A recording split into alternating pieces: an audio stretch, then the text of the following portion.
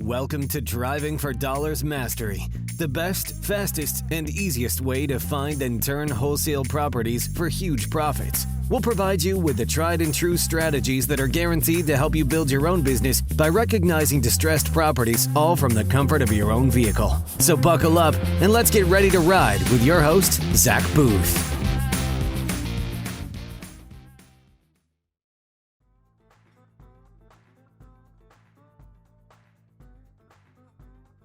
I used a ton of lingo there, and for the general public, when I was first starting out, I would have understood nothing that you just said.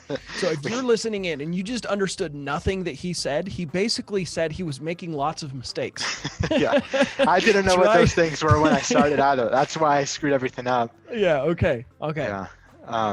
But yeah, so you're making mistakes, failing forward, spending money on marketing, spending money on coaching, and you still don't know everything, right? Mm-hmm. But you're still moving forward. So then what happens? Then I end up stopping the land flipping escapade, and I pivot and I go to a real estate meetup where there's a free wholesaling training going on, because I'm like, okay, let me get involved with houses. Let me at least see what it's like. At least it would be a good opportunity to network. And I meet these two couples who are teaching it. Well, this one couple, two people who are teaching it. And I just essentially ask them, I'm like, hey, I really like what you're teaching. I think you guys are awesome. I like everything that you're doing here with this free thing. And they were actually getting into coaching at the time. So they threw the event to try to attract people to buy their coaching program, which is fine. I mean, they gave a lot of value and they're awesome people. Uh-huh. And I ended up going up to them and saying, hey, I don't have money, but I'll work for you. I'll do whatever I can. Like, I'll hustle hard. I just want to get my foot in the door here and get in the business. They're like, okay. So I did that. Again, 8 months. How can I? You offered your services. I love it. I got in there, worked for them for about 8 months. Didn't really make any money at all. I made $500 that whole time. And I came out on the other side. 8 months of work, you made $500? Yeah. Wow. But I learned a lot. Determination. I learned a lot. I'm sure. I made a lot of calls. I got to see what it really took.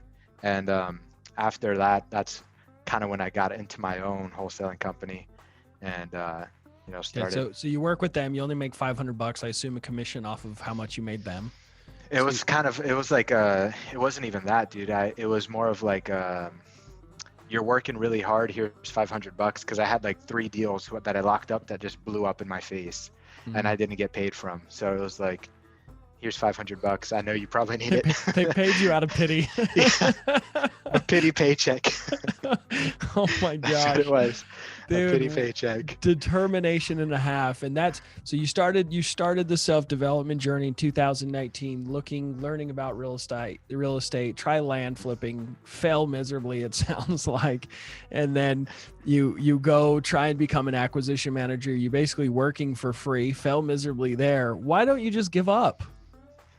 Give up already, right?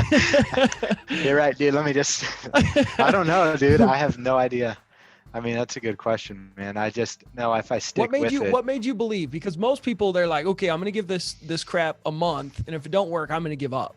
Right. My wife says that I have to stop if I can't do it in 2 months. Right. I hear this stuff all the time. They set these ultimatums. If I'm not successful, like, what made you stay a believer? Right? Like, what was it that made you believe in yourself and the process enough to stick with it? I'll start off by saying Ed Milet talks about this all the time. He says that a lot of people go after their dreams and they have a price. There's a price that they're willing to pay to sell their dreams. Enough rejection, enough doubt, enough failure, and you'll sell your dreams. You'll sell your kids' dreams. You'll sell everybody's dreams.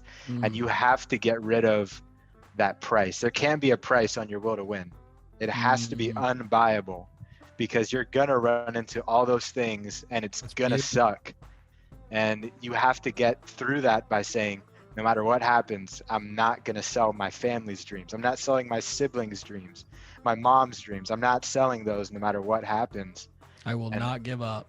Yeah, that's the first thing, man. And the second thing. Wow. Guys, rewind this podcast 1 minute and listen to that again. Okay, keep going. It was amazing. It's awesome, dude. Ed Milet, I listen to his stuff daily. It's about feeding your mind the right stuff. That's Yes. another big key. Every single day, the times where I felt the most discouraged and the most doubtful are the times when I wasn't feeding my mind positive things. Yes. It's when I stopped reading. It's when I stopped listening to podcasts, when I stopped hearing the successes of other people around me and isolated myself. That's when things got just really, really bad. The second thing, and you mentioned it, is a lot of times people have, their wife is saying, you have 2 years to do this, otherwise it's not going to work out. You have obligations, you have responsibilities. This is the one thing I'm most grateful for, man. It's the ability to actually have the opportunity to chase my dream and not have those kinds of constraints. Like I have to be able to pay, $1,000 rent plus my kids' expenses, the school. I was living at home. It's not the best situation. I shared a room with 3 people. I had to cold call in the closet in order to have a peace and quiet. But I didn't have to worry about having to come out of pocket a bunch of money every single month. So I could just focus and continue pushing forward. I want to pause you just for a second because I want the listeners to understand a principle that I just heard you say that I don't even think you comprehended the power of it. You said my situation was great. You looked at your situation with a positive outlook. It could be worse. I could have all of these other things. I could have children, monthly expenses that I don't have. I could have all these things. Well, guess what? Someone else might have that, but they still have to say, how can I get started in this, even though I have a wife and children to support? I was that way. I had a wife and a newborn to support.